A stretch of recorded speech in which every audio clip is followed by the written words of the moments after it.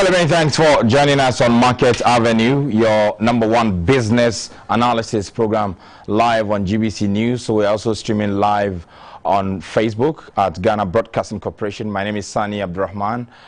Soon I'll be telling you what we are discussing today. One of the most important topics, I'm referring to insurance. We've seen a lot of people in business and whatsoever space they find themselves in losing a lot and not being able to recoup their investment or get some sort of cover because they have not seen the importance of getting any sort of products from the players in the insurance space to mitigate their losses. Tonight we'll be educating you and telling you why you need to grab any sort of policy around you from a credible company, so that when you are in difficult moments, they will come to your aid and support mitigate your losses. But before we do that, we'll pick the basic language for today.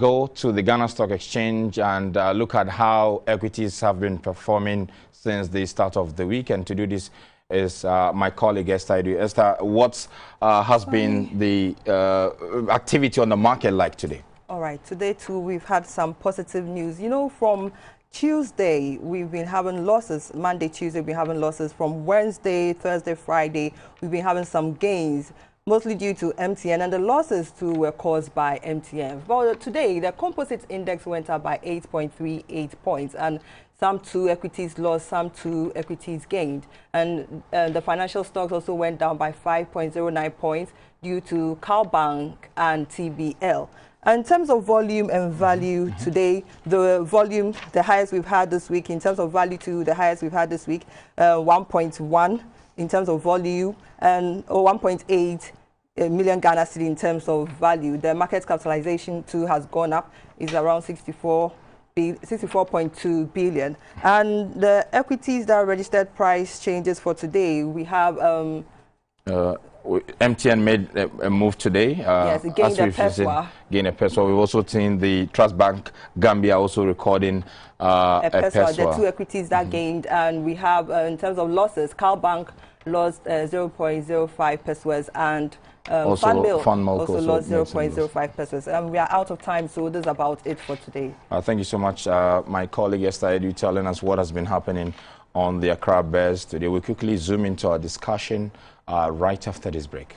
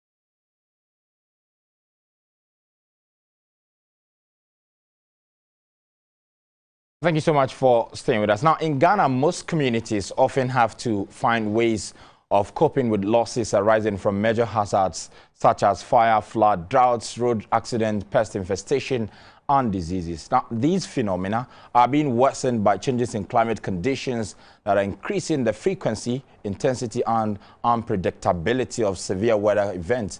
COVID-19, we also know, has further exposed the extent of vulnerability. Now, despite increasing disaster risk, protection gaps persist. But findings from a study conducted by the United Nations Development Programme, UNDP, reveal that despite the country's favorable environment for insurance and risk financing, about 70% of Ghanaians do not have access to any form of insurance.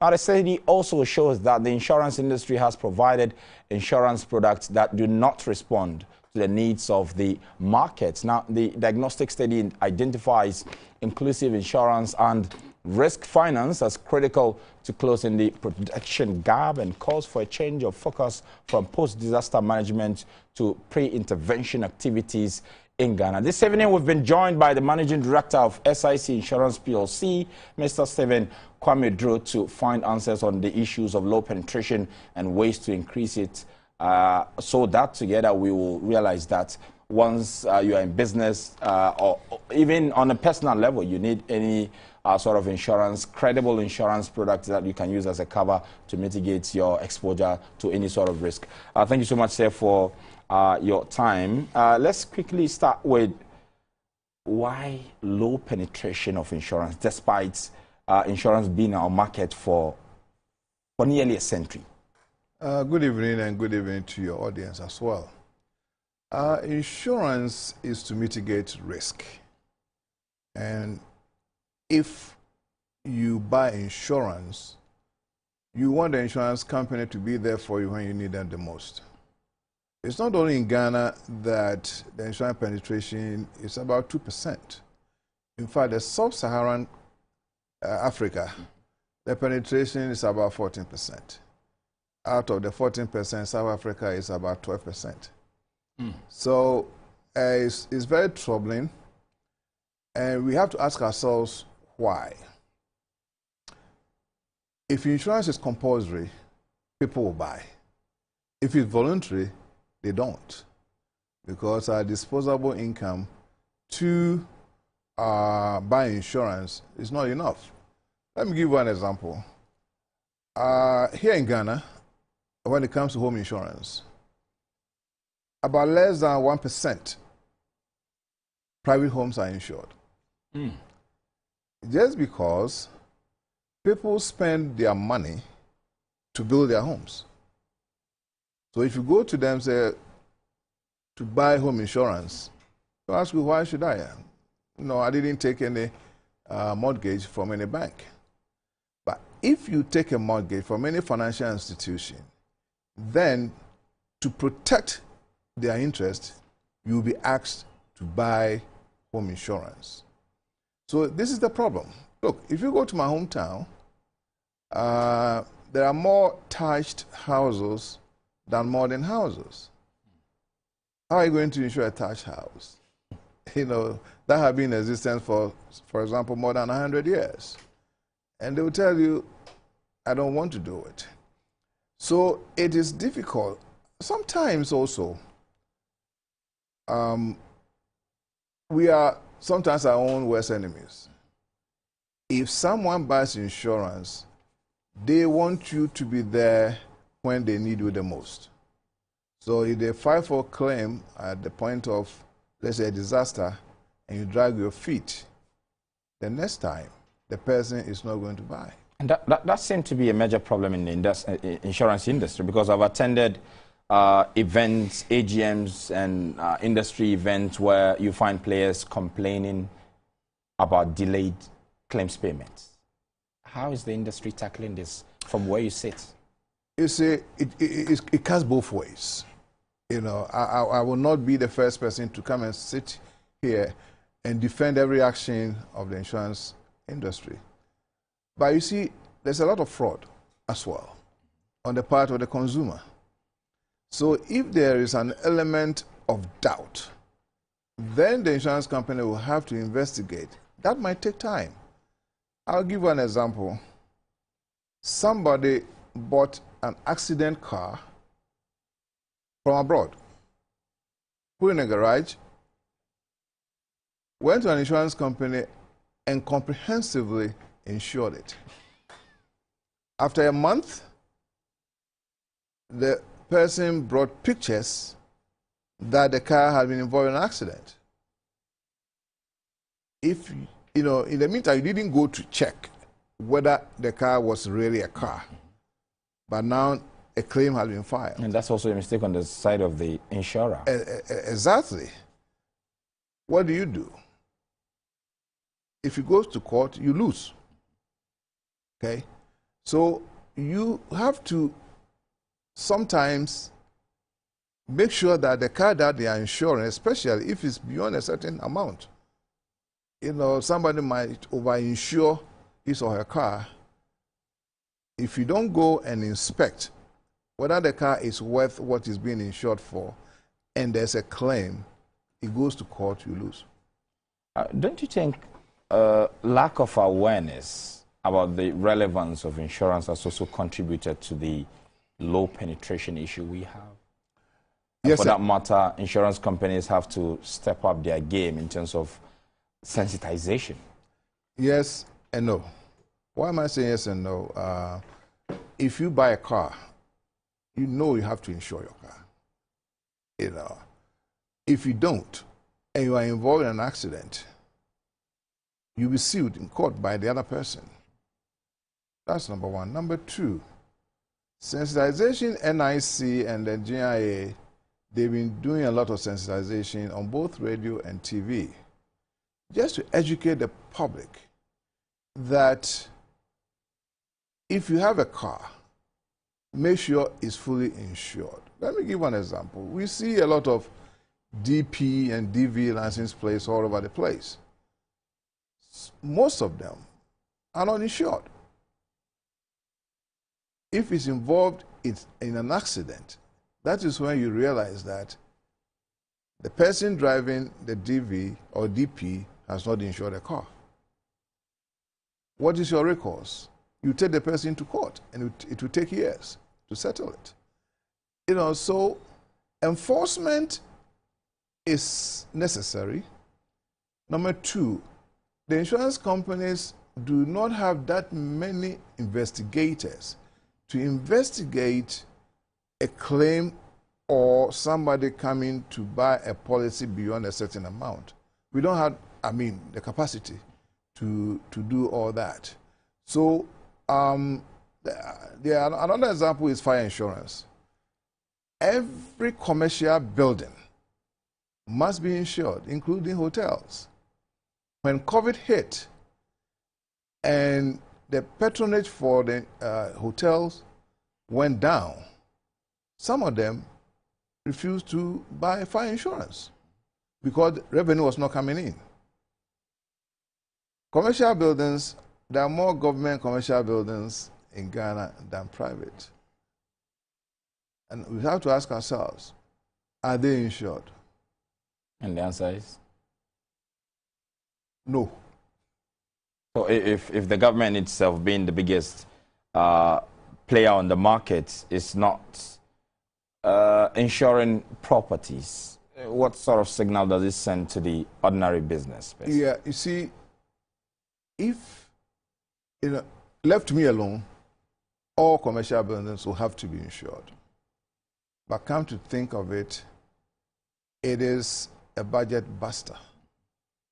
And it's because of that, that's why they have not been insuring it. I've read the budget, and I haven't seen any line item to insure commercial buildings. I don't want to kick the government, but that is the reality. Then let's come to hotels.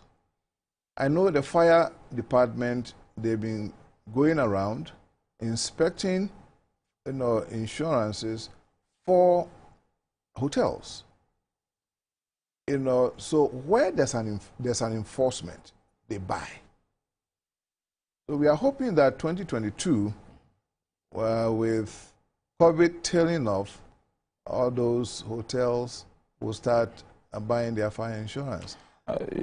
Your company is celebrating its anniversary, and looking at all these challenges that you have highlighted, how are you repositioning yourselves together with other players in the market to make insurance more attractive, to address issues of weak perception that some people do have about insurance policies, to help increase the penetration rate?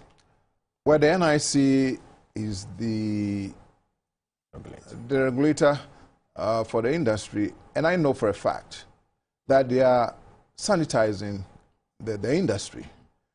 And the idea is, one, we need companies that have the capacity.